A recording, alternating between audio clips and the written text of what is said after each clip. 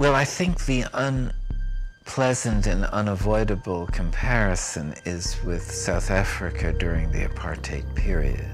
And I must say that having visited South Africa, that they were much better off than the Palestinians living in the refugee camps.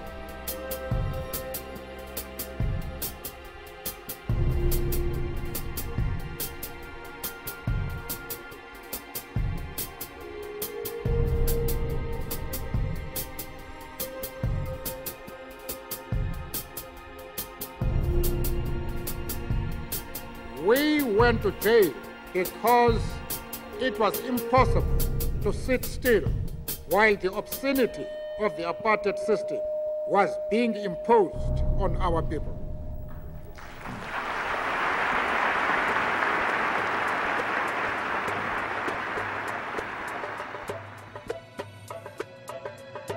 The United States is seen, quite correctly, as being the sole supporter of Israel, and that Israel would not be able to do what it is doing without American green light.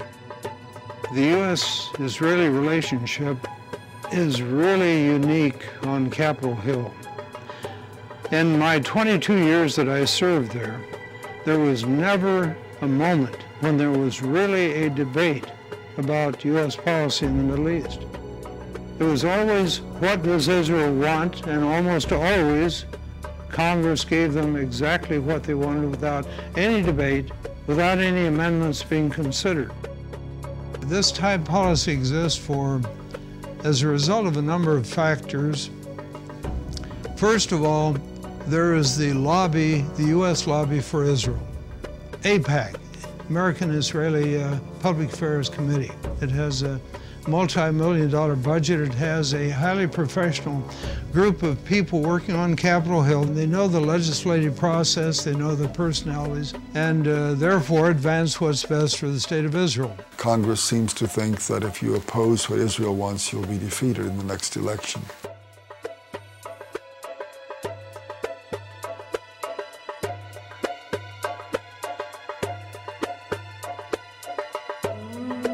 Another factor is the fundamentalist Christian community. Fundamentalists are often represented by the televangelists that are on TV. They believe that a strong Israel is a part of God's plan.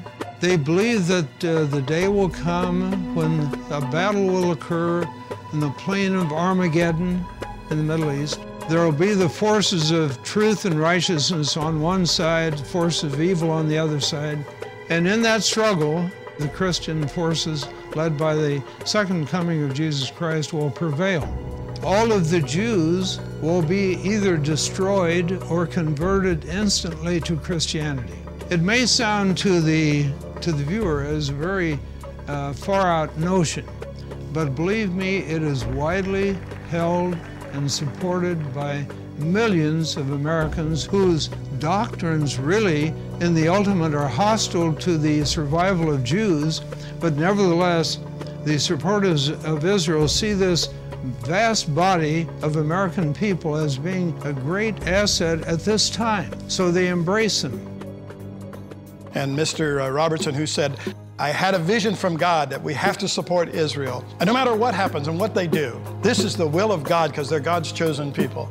A couple of weeks later, he added, and that's when this ministry started really being blessed, when we made that commitment to Israel. Not the commitment to God or Jesus Christ's teachings, but to Israel. And we have come from all the nations of the earth to say to the people of Israel, we are your friends, we are with you, and we believe that you are called by God to possess this land. I, as a Christian and a Christian pastor, object, not in my name and not in the name of over 115 to 120 million Christians, do you dare say that we support injustice and deceit? We do not. The citizenry of this democratic society is systematically deprived of access to the real facts. The American media play a major role in continuing U.S. support for Israel through leaving out vast swaths of information. It is the classic case of lying through omission. Major statements by American diplomats, senators, military leaders are going unreported. Sentences are being removed from news stories. Information is being manipulated. Those are the three factors that work together on Capitol Hill and lead to such total bias, such total absence of free speech, of open debate that is, I think, very destructive to our institutions and to our best interests in world affairs. So Israel, for example, does not abide at all by international law. The entire occupation is illegal. It's a violation in particular of the Fourth Geneva Convention. By the rules of the Fourth Geneva Convention, you're not allowed to build settlements, you're not allowed to build roads, you're not allowed to expropriate land, you're not allowed to deport people, you're not allowed to restrict their freedom of movement, you're not allowed to harm their economy, you're not allowed to make them unemployed and impoverished. But everything that Israel does in the occupied territories, U.S. taxpayers are paying for. The U.S. gives the financing, it gives the military support. Israel receives as much foreign economic assistance as all the countries combined in the world.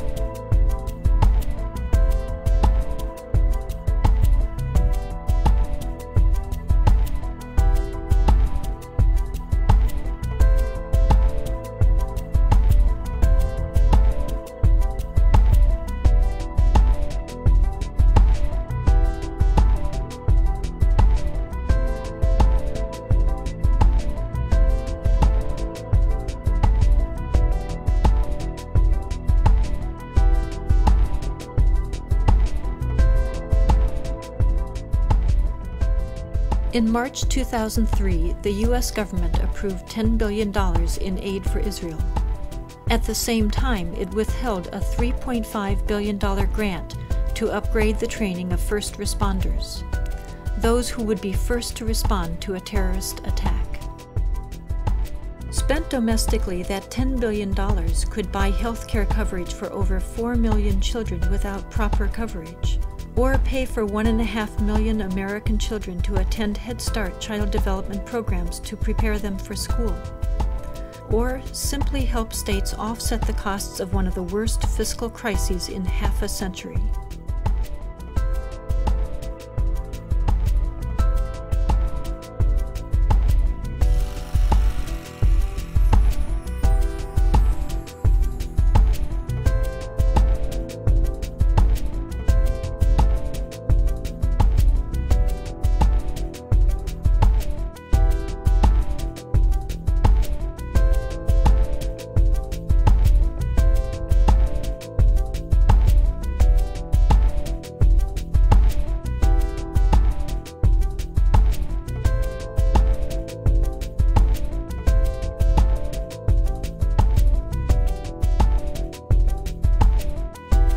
And one of the reasons that the American commitment to Israel is so strong, that it's not only reflecting the impact of well-organized pro-Israeli lobbies, but it also represents the views of the Pentagon that sees Israel now as an indispensable strategic ally in the effort to control and exert influence throughout the region.